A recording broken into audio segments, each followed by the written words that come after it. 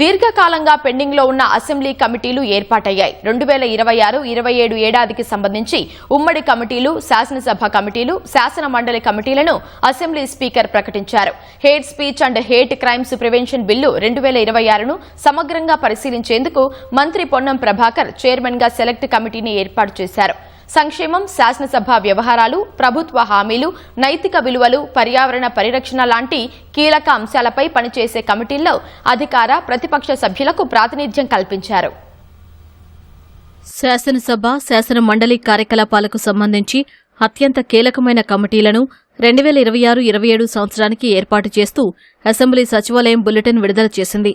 ఉమ్మడి కమిటీలు, శాసనసభ కమిటీలు, శాసన మండలి కమిటీలకు చైర్మన్లు, సభ్యులను స్పీకర్ నామినేట్ చేశారు. శాసనసభ వ్యవహారాల పర్యవేక్షణ నుంచి సంక్షేమ కార్యక్రమాల సమీక్ష వరకు వివిధ బాధ్యతలను ఈ కమిటీలు నిర్వహించనున్నాయి.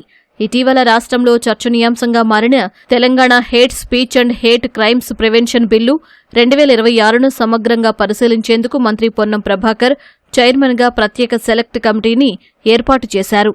ఈ సెలెక్ట్ కమిటీలో అధికార పార్టీతో పాటు ప్రతిపక్ష సభ్యులకు కూడా స్థానం కల్పించారు. వర్షాకాల సమావేశాలు ముగిసేలోపు కమిటీ తన నివేదికను శాసనసభకు సమర్పించాల్సి ఉంటుంది.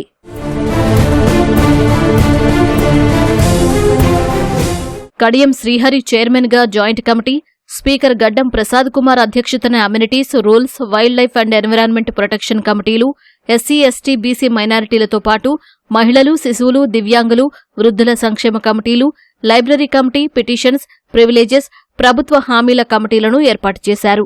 కమిటీల్లో సంక్షేమ రంగానికి ప్రత్యేక ప్రాధాన్యం లభించింది.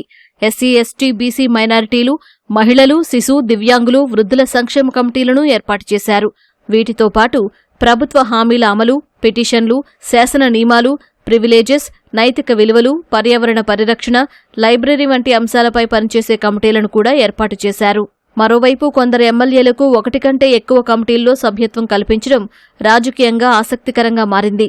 శాసన వ్యవహారాల్లో వారి అనుభవం, నైపుణ్యాన్ని దృష్టిలో ఉంచుకుని వివిధ కమిటీల్లో అవకాశం ఇచ్చినట్లు పార్టీ వర్గాలు విశ్లేషిస్తున్నాయి.